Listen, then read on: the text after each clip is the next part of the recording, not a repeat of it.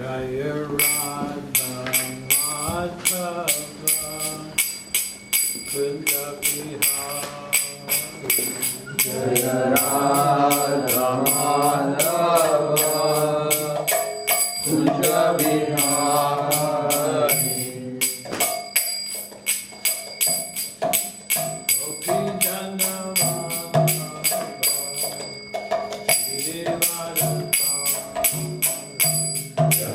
Gopi Jana Vallabha Girivaradhari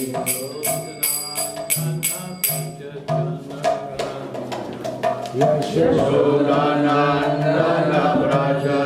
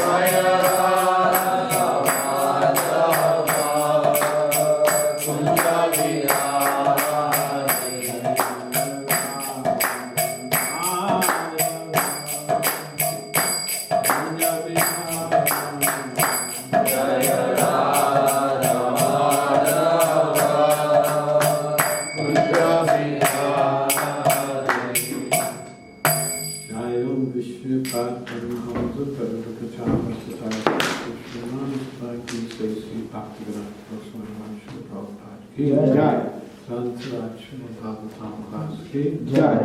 Jai Gaur Prem. Glorious the son of devotees. Glorious the son of devotees. Glorious the son of devotees. Glorious the Shri Shri Guru Shri Gaur.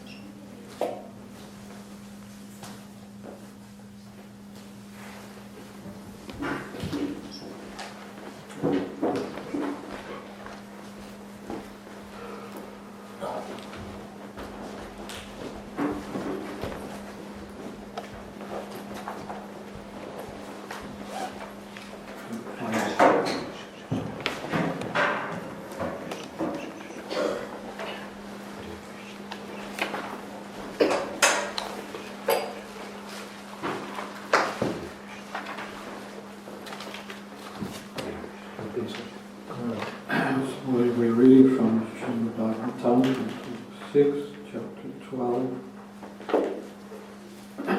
text 19. Om Namo Bhagavate Vasudevaya. Om Namo Bhagavate Vasudevaya. Om Namo Bhagavate Vasudevaya. Om Namo Bhagavate Vasudevaya.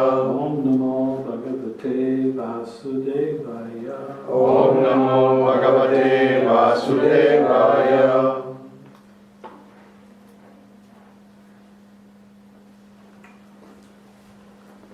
Indra Uvacha. Indra Uvacha. Ahodanavasiddhosi. Ahodanavasiddhosi. Ahodanavasiddhosi. Ahodanavasiddhosi. Yasya te matir idrishi. Yasya te matir idrishi. Yasya te matir idrishi. Yasya te matir idrishi. Bhakta sarvatmanatmanam. Bhakta sarvatmanatmanam. Bhakta sarvatmanatmanam. Bhakta sarvatmanatmanam. Suridam jagatishwaram. Suridam jagatishwaram. Suridam jagatishwaram. Suridam jagatishwaram. Indra uvacha. Indra uvacha. Ahodanavasiddhosi. Ahodanavasiddhosi. Yasya te matir idrishi. Yasya te matir idrishi. Bhakta sarvatmanatmanam. Bhakta sarvatmanatmanam. Suridam jagatishwaram. Suridam jagatishwaram. Indra uvacha. Indra uvacha. Ahodanavasiddhosi. Ahodanavasiddhosi. Manas, please. Ahodanavasiddhosi. Ahodanavasiddhosi. Yasya te matir idrishi. Yasya te matir idrishi. Bhakta sarvatmanatmanam. Bhakta sarvatmanatmanam. Suridam jagatishwaram. Suridam jagatishwaram. Indra uvacha. Indra uvacha. Ahodanavasiddhosi. Ahodanavasiddhosi. Yashyate matir idrishi. Yasya te matir idrishi. Bhakta sarvatmanatmanam. Bhakta sarvatmanatmanam. Suridam jagatishwaram. Suridam jagatishwaram. Vaishnavis. Indra uvacha. Indra uvacha. Ahodanavasiddhosi. Ahodanavasiddhosi. Yasya matiridrashi. Yasya te matir idrishi. Bhakta sarvatmanatmanam. Bhakta sarvatmanatmanam. Suhridam jagatishwaram. Suridam jagatishwaram. Indra uvacha. Indra uvacha. Indra said. Indra said, Aho. Aho. Hello. Hello. Dhanava. Dhanava. O demon. O demon. Siddha Ashi. Siddhashi. You are now perfect. You are now perfect. Yasya. Yasya. Whose. Te. Your. Mati. Consciousness. Indrashi. Such as this.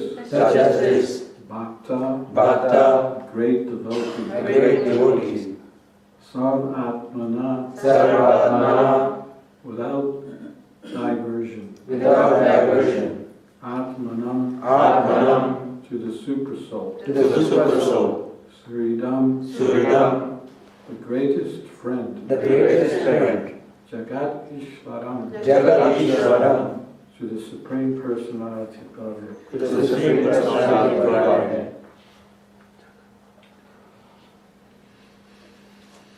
Translation. Indra said, O great demon, I see by your discrimination and endurance in devotion service, despite your dangerous position, that you are a perfect devotee of the Supreme Personality of Godhead, the Super Soul and friend of everyone. Please repeat. Indra said, O great demon, I see by your discrimination and endurance in devotional service, despite your dangerous position, that you are a perfect devotee of the Supreme Personality of Godhead, the Super Soul and friend of everyone. Srimad Prabhupada's purport.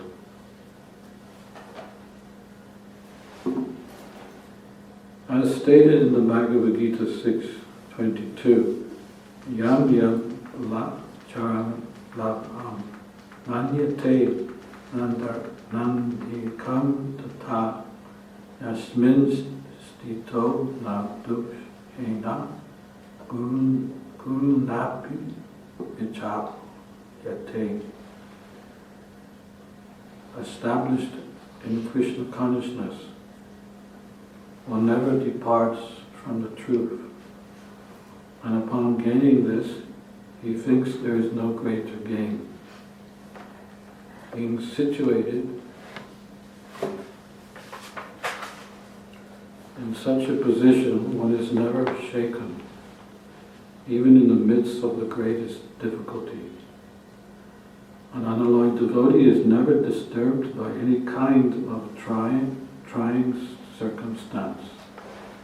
Indra was surprised to see that Vitrasura, undisturbed, was fixed in devotional service to the Lord. For such a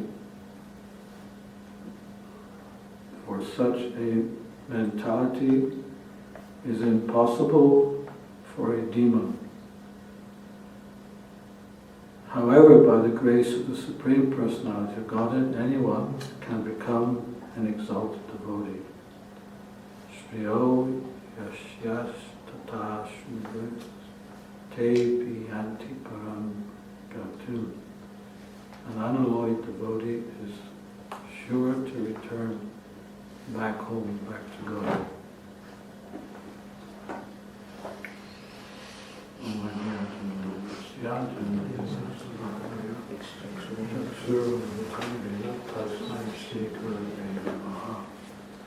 Sri Chaitanya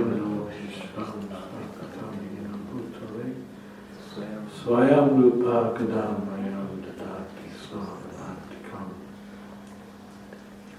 Vanchakalpaturusya Kripa Sindhu Vaisha Patitanam Bhaktivedanta Swami Prabhupada. Shri Krishna Chaitanya Prabhu Nityananda Shri Advaita Gadadhara Srivasadi Gaur Bhaktivedanta. Hare Krishna, Krishna Krishna, Hare Hare, Hare Ram, Ram, Hare Hare. So in this verse there's a contradictory statement in the sense that Vitrasura is being described as the greatest of demons, but then at the same time Indra is noticing the contrary, that in fact he is one of the greatest devotees of the Lord. So it's a contradiction because you cannot be both. You either have to be a devotee or a non-devotee.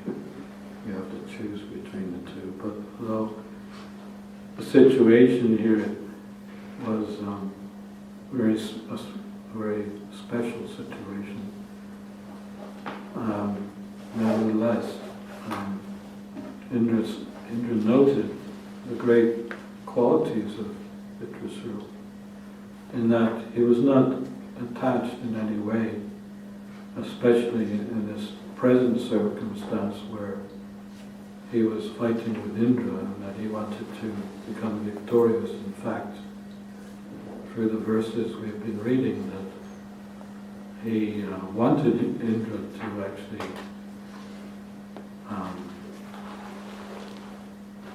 he wanted Indra to be victorious by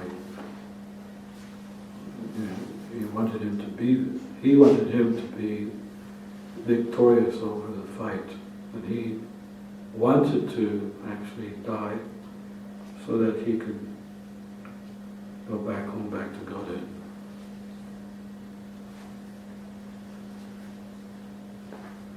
It kind of reminds me a little bit, it just came to my mind that Prabhupada mentioned about the Gurkha soldiers once. The Gurkha soldiers are the soldiers from, is it Nepal? Nepal? Yeah. Yeah. And he gave this example that in order to defeat their enemy, they would, so the enemy had a, what are these things called? Bayonet. In order to lob off his enemy's head, he would push the bayonet within inside him to reach out and lob off his head. Probably gave that as an example of a kshatriya, how the quality of what's that quality? Chivalry. Yeah, quality of chivalry.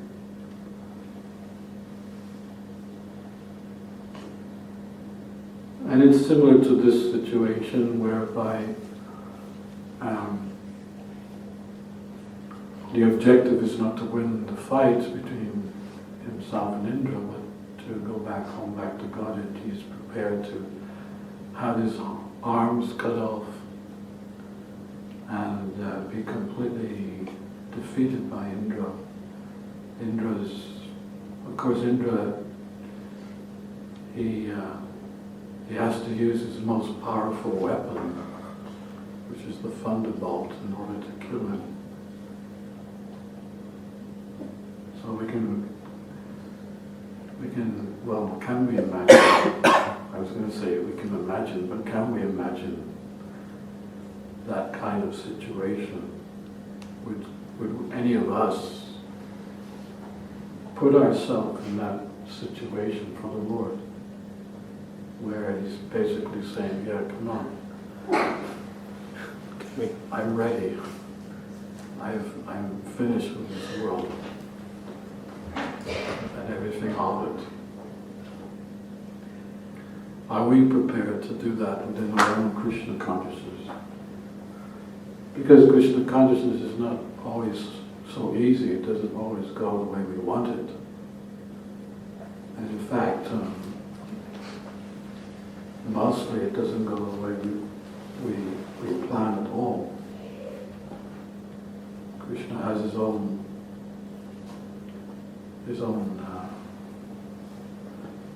plan and justice for all of us. We don't know what that plan and justice is. And when we least expect it, there's upheaval within our life. And our objective is to try to see what actually is happening. That instead of seeing things from where we're standing, to try to see things from where Krishna's standing and accept our lot. It's not easy to do that because we want naturally a comfortable ride. Whether it's material life or spiritual life, we want it to be very comfortable and easy. We don't want to go through any unnecessary inconveniences. So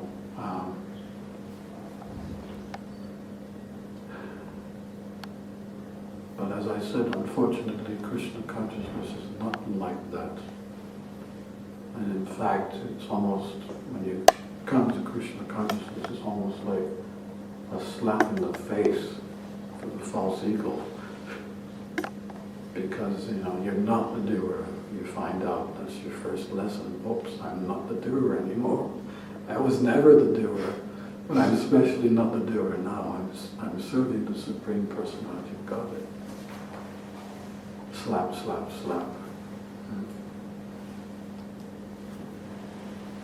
I remember when I first became a devotee, because I had this, whole hippie thing, love and peace. And the first thing I saw practically was a big fight in the temple between two devotees. And it was a very big fight. It wasn't a small time. It was almost a fight to the finish. And I came running to the temple president and I said, "What's this?" I came for love and peace. And he said, "Don't worry, this is a temple, but it's also a devotional hospital."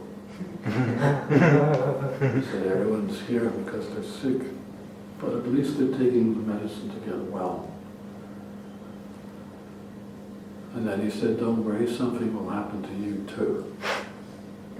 And I was thinking, well, what could possibly happen to me? Love and peace and all that.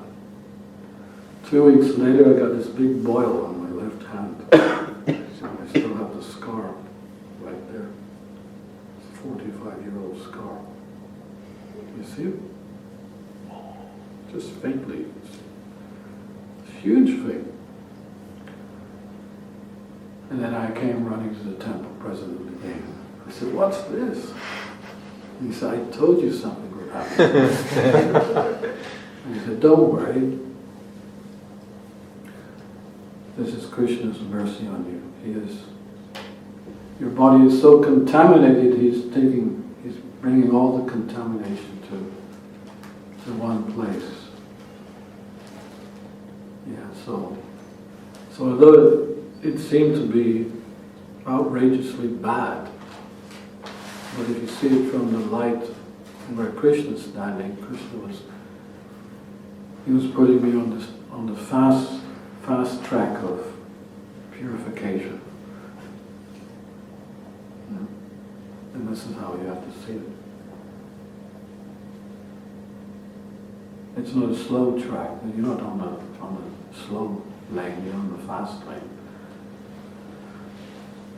And therefore your life drastically changes. Not for the worse, although sometimes it appears to be getting worse before it gets better. And it usually is like that. Every housewife knows that when you clean an apartment, let's say you're doing a spring clean. And a spring clean means a third clean. Of course, you can't really give this example in temples because there's no furniture. But even so, if you were to clean this temple room, you would have to take down the pictures and all the other paraphernalia that's around, put it in the center of the floor, and then start with cleaning the ceiling and the walls. But if anyone walked in here, they would see a complete mess. Yeah. And it's worse than when you started, but that is the cleaning process. And we have to accept it like that. Of course, Krishna initially, he gives us a very nice taste. So in the very beginning of spiritual life, everything is going really nicely. We never believed that spiritual life would be so wonderful. We even questioned, why didn't I come before, sooner? So everything is hunky-dory. And even the chanting was so easy. It's like Krishna's dancing on your tongue. And there's just no obstacle, no difficulty. Everything is absolutely perfect.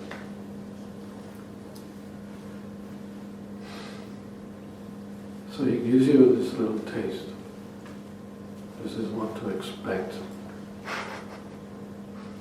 But then he orchestrates something a little different. Suddenly it jumps off the tongue. And whereas the chanting was very easy, suddenly you can hardly say the word Krishna without, really pushing yourself. And Krishna is watching from a distance. And what is he watching? He's saying, well, I've given you a little taste. Now let's see how sincere you are. What is the desire in your heart?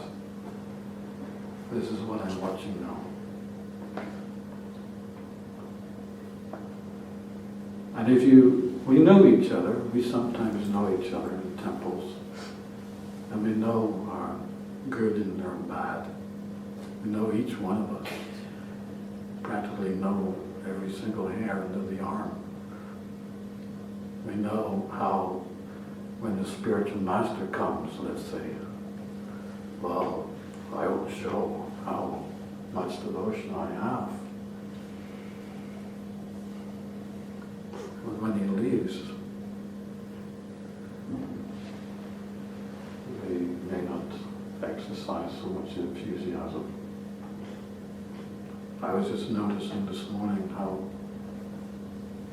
Maharaj was playing mridanga and I was playing the kartals. But no one else was, other I think you were playing kartals. In the old days, every single devotee was active within the kirtan in such a way that it was such an ecstatic kirtan. You participated as much as everyone else. There was no question of not learning to play kartals. Nowadays you pass someone some kartals, they look at you, what's that? But there are weapons for counteracting the influence of this age. The mridanga, the kartals, the chanting. This is our weapons. And we should all take up the weapon.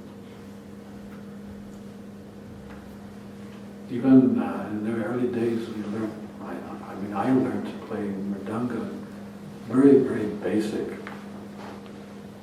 But nowadays you have such kirtaniyas, they can teach you. You give me a drum, I go bum bum bum bum. That's my playing or mridanga, that's how I learned. But now you've got such professional mridanga players, you can go to the higher heights of mridanga playing. So everything is there. You have much more facilities nowadays than we have. But you need to use them to the fullest extent. And Krishna he's not so much interested in what you do, but how you do it. Radharani's cooking for him every day. What can we cook? Radharani's cooking for Krishna. How can we compare with that? So it's not the actual cooking that Krishna is enjoying, but it's the bhakti within the food. One time there was 108 preparations offered to Lord Chaitanya in one temple. The devotee asked Prabhupada, which is Lord Chaitanya's favorite preparation? And the devotee, and Prabhupada replied, love and devotion. That is the favorite preparation.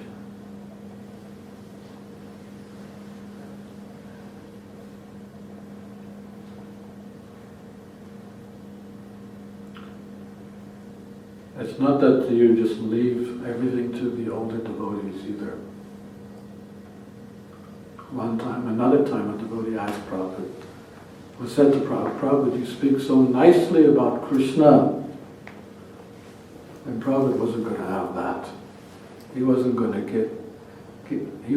have that devotee get away with the fact that he was the pure devotee and he was expert at everything. Prabhupada said, you speak or I speak, Krishna is sweet. Sweet meat is sweet whether you eat it or I eat it. So his expectation was that whatever he could do, we could also do. We may not do it better, but at least we follow in his footsteps and try our best. So this is what Krishna wants to see from us, our sincerity of purpose. And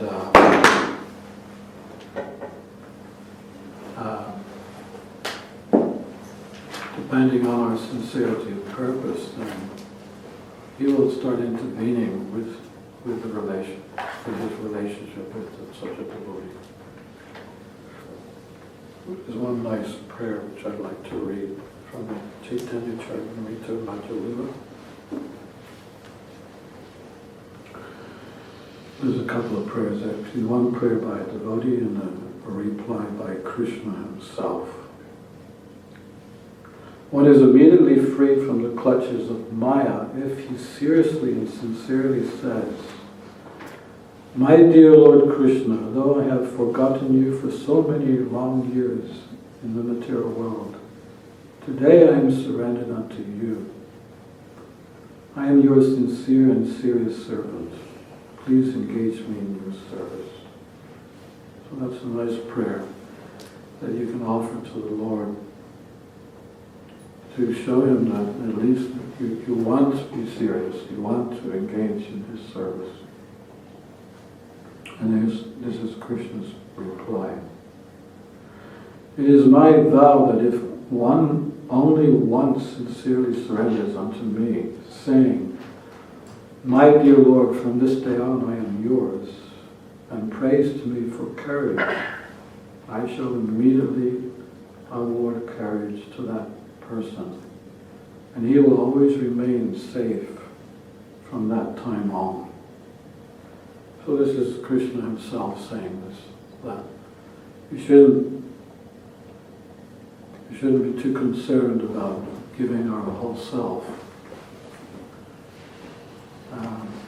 because to the degree we give ourselves, Krishna will reciprocate with you in that regards. And we have, many examples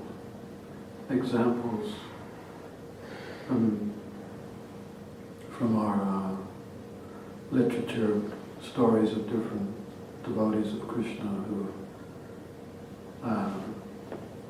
given their life to Krishna and the response that Krishna has given to them. Like more than, sometimes there's even a competition between Krishna and his devotees. The devotees thinking how much I can give to Krishna, and then Krishna is thinking, oh my dear devotee, he wants to give so much to me, but what can I give to him? And there's a whole competition starts to, devotees and Krishna are competing with each other as to how much they can serve each other. So in the life of there's devotees like Prahlad, it's a classic story of Prahlad Maharaj, how he was in such a precarious situation throughout his young days of being a young devotee. And even to the point where his father wanted to kill him for being a devotee. Well, we know the story, how in the very situation that his father tried to kill him, he took shelter of the Lord 100% and the Lord protected him. Then you have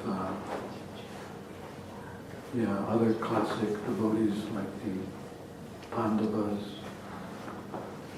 That's also very nice to remind ourselves what the Pandavas went through in order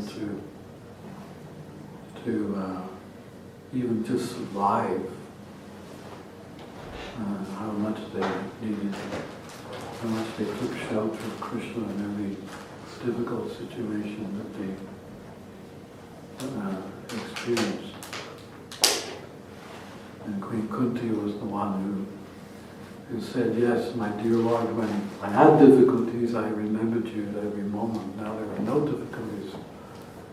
Please bring some more difficulties. These are examples of devotees who embraced inconveniences for the service of the Lord. Even Lord Brahma is the most intelligent person within the universe. When he was born on the lotus flower, he started by speculating. He wanted to know who he was and what was the origin of the universe, what was his purpose. So he started speculating and climbing down the stem of the lotus flower, which consists of the 14 planetary systems. But at some point he became exhausted and went back on top of the lotus flower, and then he heard the words tapa. You perform some austerities and then I'll reveal all knowledge to you. So he had to perform 100 celestial years of austerities. And then Krishna imparted knowledge from his flute, the heart of Lord Brahma. So if Lord Brahma has to perform some austerities, what to speak of us? So austerities are the wealth of the Brahmin. And from austerities we get Kevala Ananda. So Prabhupada would say like that she voluntarily accepts an inconvenience for Krishna to get the highest pleasure. So it's not that we're doing it to be sad, to be unhappy. We're doing it to be happy devotees. Sometimes devotees even ask me, so you've been a devotee for 45 years, what is your secret? And it's very clear in my mind and heart. My secret is I've always preached, and I've always preached in difficult circumstances. End of story. That's all. Of course, there's sometimes a problem about preaching because people are so degraded. Their habits are so vile and sometimes so cruel and mean that we don't have enough heart and compassion to go and preach to them.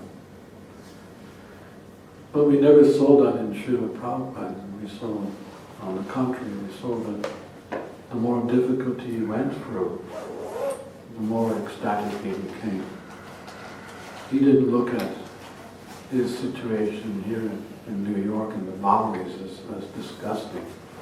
He didn't look on the people in the Boweries who were, drunkards and drug takers as he didn't look upon them in disgust, but he looked upon them in a mood of compassion. I will accept this inconvenience of stepping over these people just to get into my door. I will accept this inconvenience for Krishna. He has sent me here for a purpose. And if this is his purpose, then let me try to deliver. Let me try to make a difference. And accept all the inconveniences that come my way. In fact, Prabhupada once said that I walked through fire just to start this ISKCON movement. He said just in Bombay alone you can write a book of all the inconveniences Prabhupada went through just to establish the yatra there.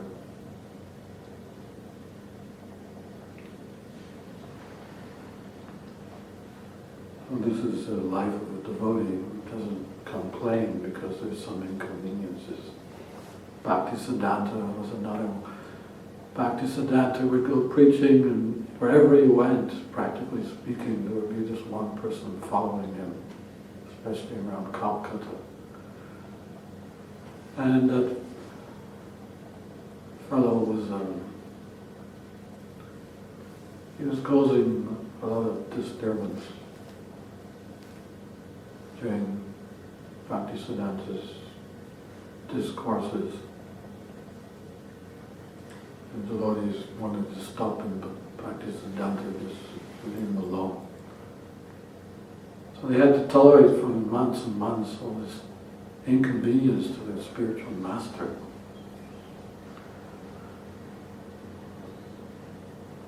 And then one day, Bhaktisiddhanta was staying in one mat. And during the middle of the day, there was a big kirtan in the temple. And Bhaktisiddhanta came down. He asked the devotees, "Oh, there's a festival day today?" And the devotee said, "No, Guru Maharaj, it's not a festival day, but we're having kirtan because your worst enemy has just left his body."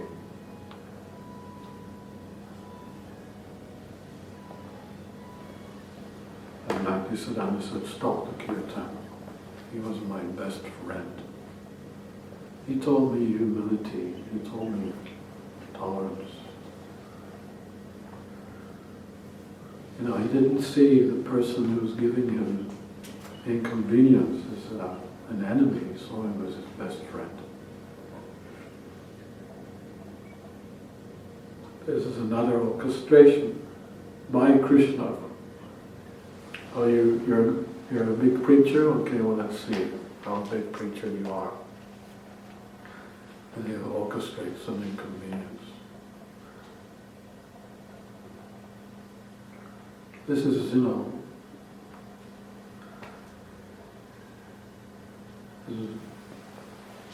the symphony is perfect. It is a perfect symphony. We cannot look at these inconveniences as a disaster or as now my life is finished and how can I possibly continue being a devotee under these circumstances? When we look at these devotees, the acharyas and the great devotees of the Lord, all the inconveniences that they went through and how they dealt with it, we can take example from that.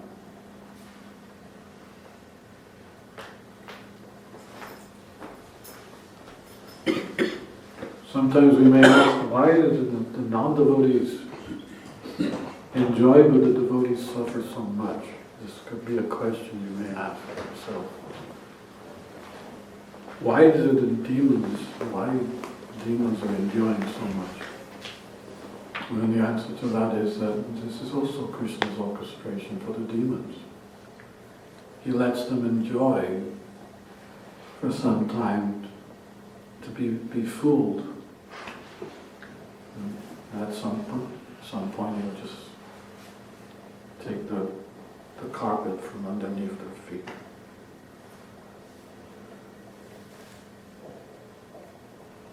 A man acting against the laws of nature must be punished, but sometimes he is given a chance to play. So the devotees, we get our austerities first and we enjoy second. The non-devotees, they want their enjoyment first. We want it now. We want more, this is their mantra. They don't chant the Hare Krishna mantra. They chant the "we want more" mantra. And then the other mantra is "we want it now" mantra. Not a question of waiting for anything or anyone. I want it now. This is their mantra. They want everything first, and then they suffer secondly. Devotees don't mind going through some inconvenience in order to get pleasure. In a few days here, there's this Christmas celebration. I don't know what you do here, but I know in England, everyone gets up at 4 o'clock in the morning Christmas Day. It's the only day of the year they get up so early. And why do they get up? They want to start enjoying their senses. It's not Jesus' day, it's my day. Where all their senses are popping out, ready to enjoy. And they enjoy and enjoy and enjoy right through the whole day. And by the end of the day, they're suffering like pigs. Hallelujah. Praise to the Lord. This is their holy festival. It's a shame. They kill thousands of trees, thousands of animals. They waste electricity for the lights. You actually analyze, the whole festivity, so-called festivity. It's a disgrace, absolute disgrace. We have a Janmashtami festival every year. We also get up at 4 o'clock in the morning. But we also fast the whole day. By fasting the whole day, we're reminded during the day, why am I fasting? It is Krishna's birthday. It is Krishna's birthday. All glories to the Supreme Personality of God, Lord Shri Krishna. May he have a wonderful birthday. We're not thinking of ourselves, we're thinking of Krishna. Krishna, happy birthday, Krishna.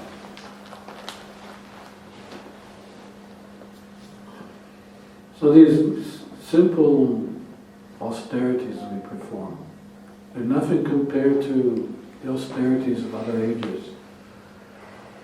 Our austerity is to chant 16 rounds. That is our austerity. We don't have to stand on one leg for 1,000 years with our hands in the air, like they used to in Satya Yuga. Even Hiranyakashipu stood with his hands in the air and on the tips of his toes. He was a demon.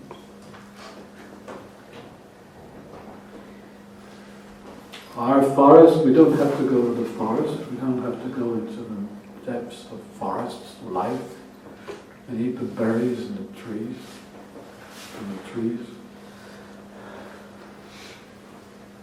Our forest is Vrindavan. Going regular visits to Vrindavan. This is our forest life.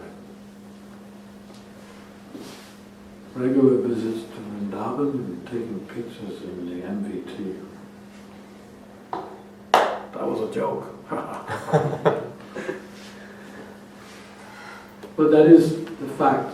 We cannot perform, we cannot even come anywhere close to the kind of austerities and inconveniences that the devotees have before. Therefore, whatever inconveniences we have put through, accept it as, again, the mercy of the Lord, but it could be worse. Could have been worse. In fact, that's one of the things which I tell devotees two things when they write to me or I question about their difficulties. The first thing I say is that, they say, I have this problem, and this problem, and this problem. I say, well, congratulations. I'm very happy to hear that you have some difficulties in spiritual life. Because if you didn't have them, I would be very concerned for you. So congratulations, and I pray that you receive even more for your... Well, I wouldn't pray. You don't need to pray, as Maharaj was saying the other night. You don't need to pray for these things because they're already coming your way. And what was the other thing I was going to say?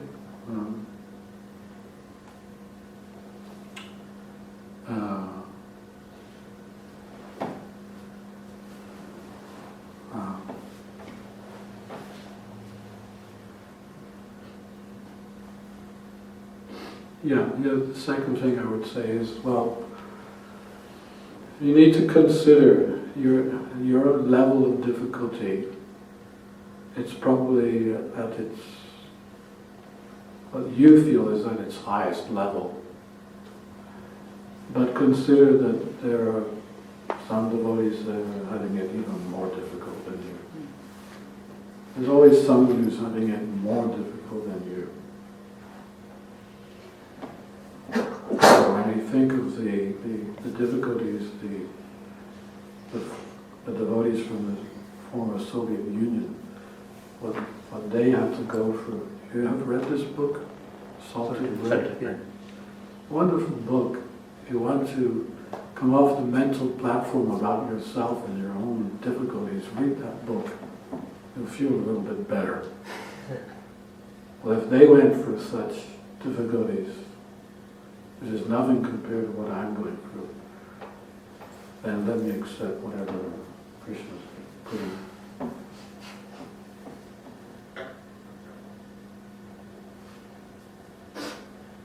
There was one donkey, he fell down a well. It was an old well, but it was quite deep. He couldn't get out. So he was crying for his master.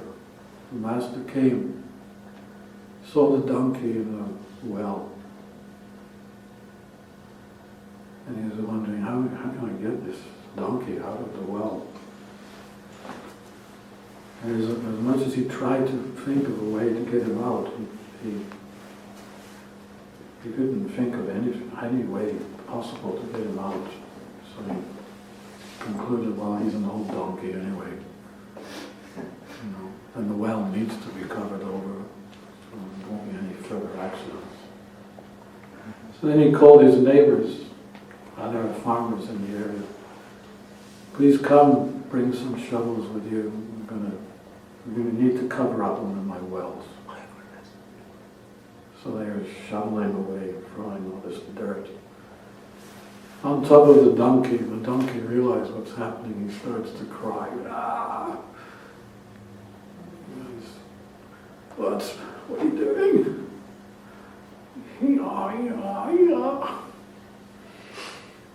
And then he suddenly stopped. They're shoveling away, but suddenly he stopped crying.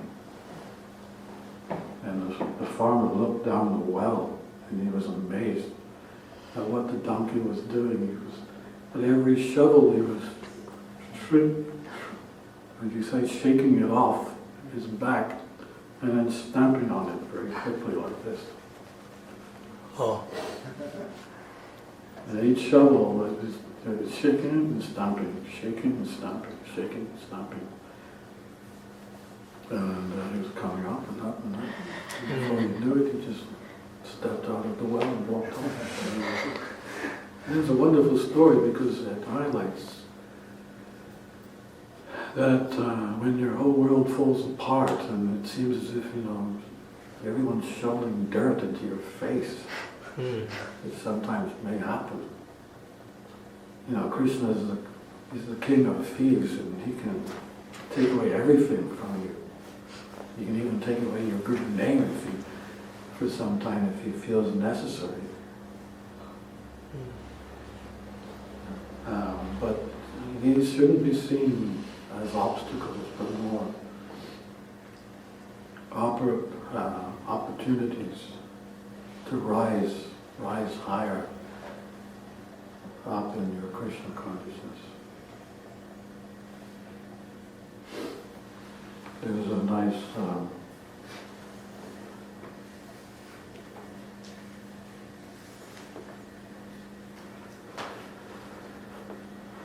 I picked this up from somewhere. I asked for strength and Krishna gave me difficulties to make me strong. I asked for wisdom and Krishna gave me problems to solve. I asked for prosperity and Krishna gave me a brain to work. I asked for courage and Krishna gave me obstacles to overcome. I asked for love and Krishna gave me troubled people to help. I asked for favors and Krishna gave me opportunities. I received nothing I wanted, but I received everything I needed. Says,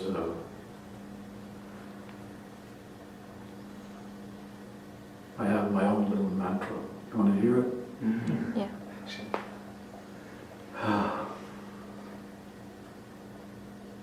Hope for the best, but expect the worst.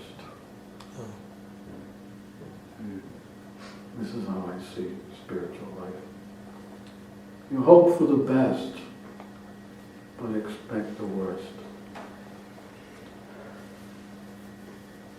That's not to be negative, because that so-called worst, again, is, I think we call it suffering and bliss.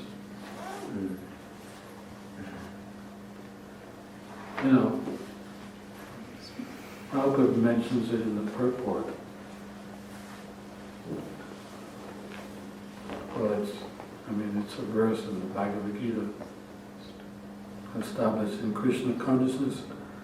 One never departs from the truth and upon gaining this he thinks there is no greater gain. Being situated in such a position, one is never shaken even in the midst of greatest difficulties. So we're receiving the highest and greatest pleasure by serving Krishna. So what is these inconveniences really at the end of the day? They're blissful opportunities to rise higher in spiritual life, that's all.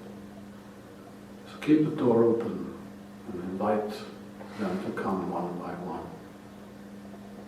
And the one interesting thing about difficulties in spiritual life is that once you've passed over one difficulty and come up onto another level of the Krishna consciousness, the next one seems to be easier, and then it becomes more and more easier until again, this point is that I want to make.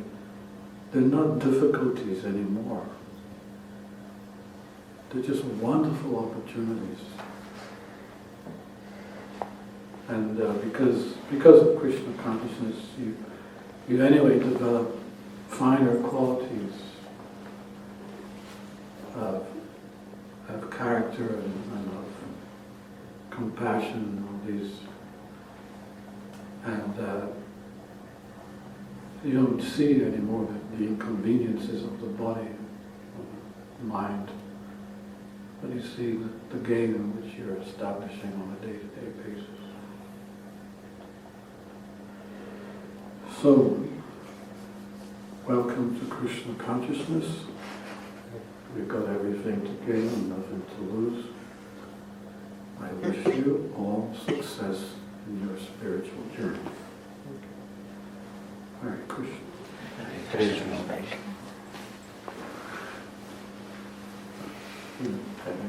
Any questions on?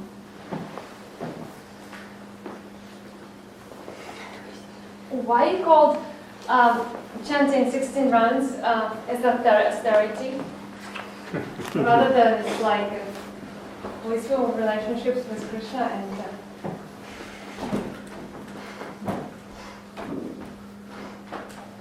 Well, when I do my japa workshops, I ask devotees, so is chanting 16 rounds so difficult? The majority of devotees say yes. Although it's not really so difficult, as I said, in compared to the austerities of previous ages. And even Prabhupada asked his first initiated disciples to chant 64 rounds.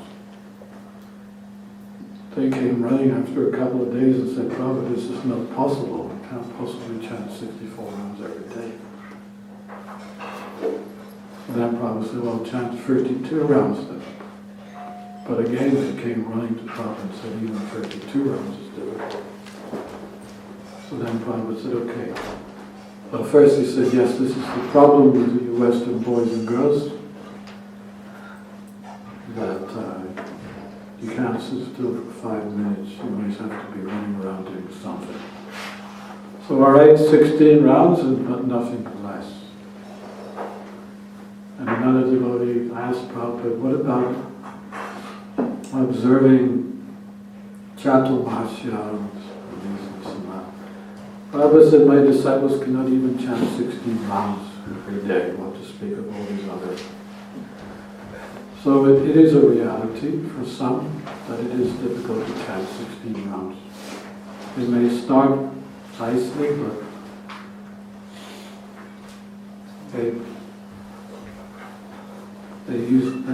at first it is a pipe. At first it is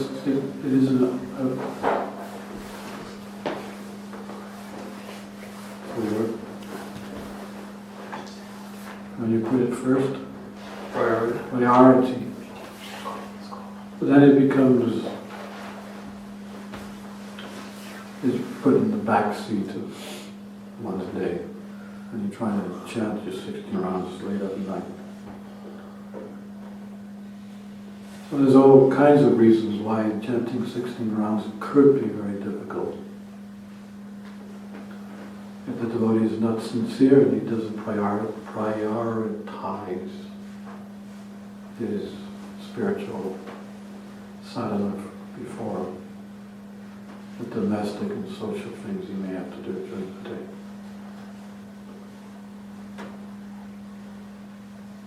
Right. Rupa Goswami also says the same. What's that? Although the holy name, form, qualities, and pastimes is transcendently sweet, just like sugar cane. For one who's been afflicted by the jaundice of avidya cannot taste anything sweet. It's austere. Chanting Hare Krishna is austere for those who have been afflicted by the jaundice of avidya. Yeah.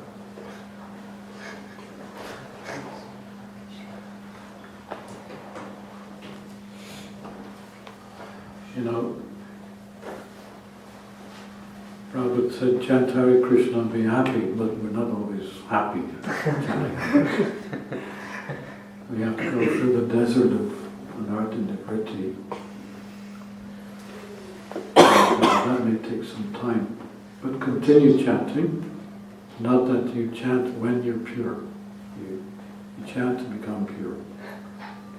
When you cross the desert of anartha-nivritti, then maybe you can start climbing the mountain of the holy name. But expect that there will be some difficulties.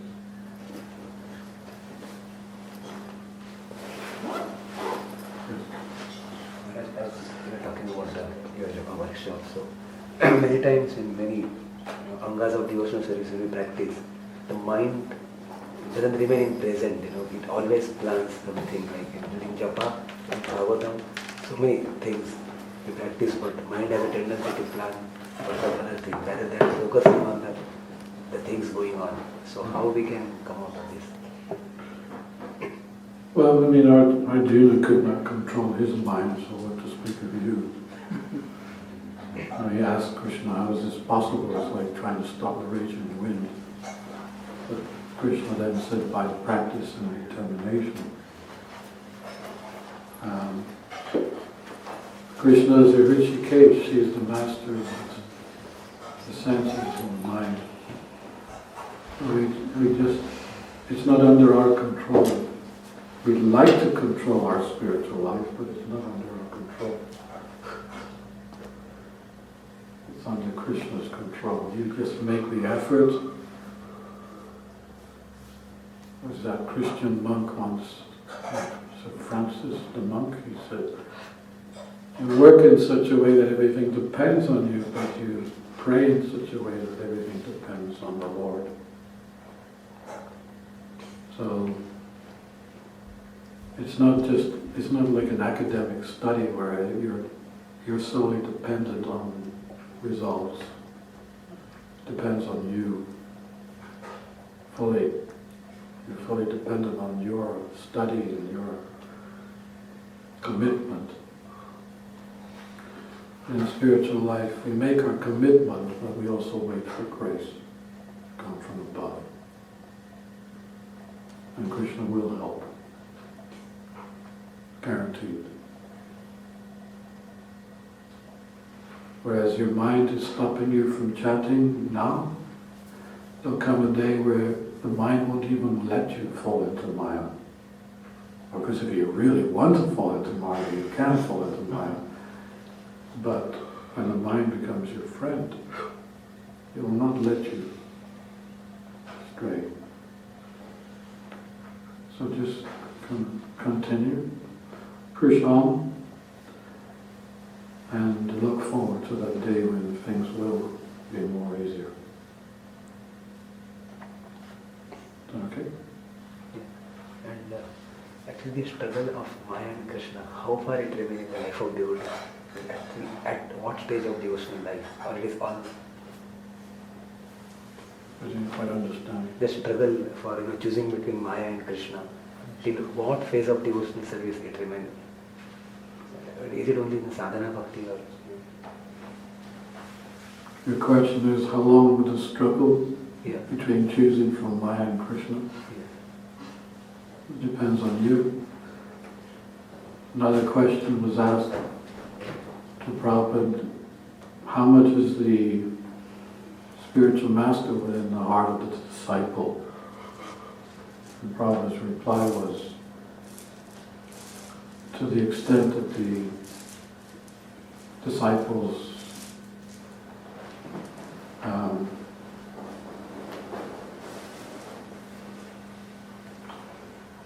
let's get this right. How much is the spiritual master within the heart of the disciple? To the extent the disciple wants the spiritual master to be within the heart. So,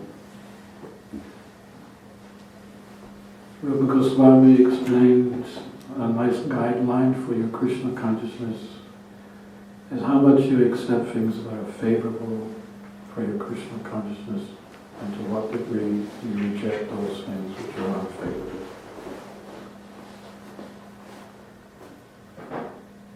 You understand?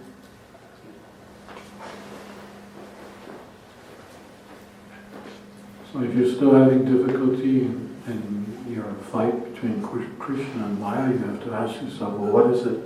What are those things that you're doing which is preventing you from becoming ecstatic in Krishna consciousness? Do you watch Hollywood movies, for instance? Do you go to vegetarian restaurants and eat? You know, there's a lot of things perhaps you can do in the mode of goodness, but we're not supposed to just linger around in the mode of goodness. We need to transcend to the mode of pure goodness. So this is up to you. You need to ask your own self. It's an individual. It's individual. Your situation may be different than someone else's. It's not carved in stone. After 12 years or 15 years, you're okay. It's entirely up to you.